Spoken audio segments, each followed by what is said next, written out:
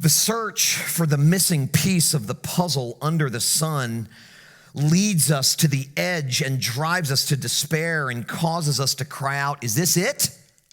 Is this all that there is?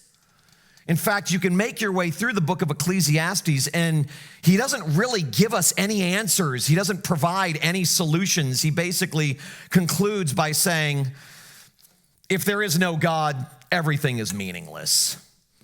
And the whole book of Ecclesiastes is intended to sort of push us to the edge, to get the reader, you and me, to come to the edge and to go, is this all that there is? You have to look outside the book of Ecclesiastes in the Bible to find the solution, to find the answer.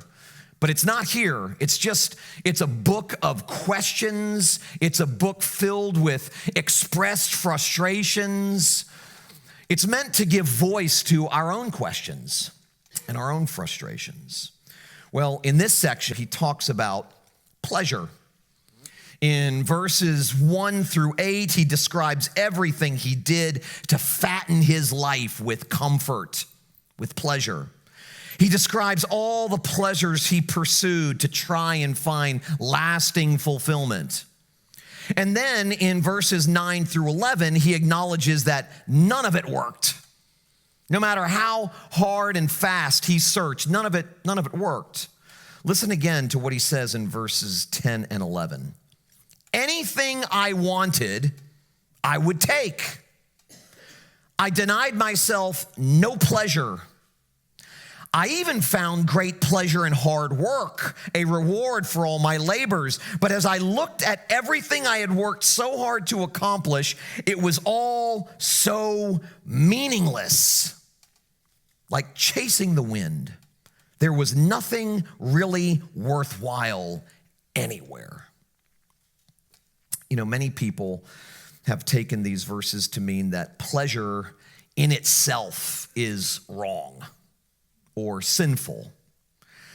There are many people of faith who subscribe to some form of asceticism. Now, if you've never heard that word, asceticism is simply a denial of simple pleasures, believing that any and all pleasures are a destructive distraction from holy things, from God things.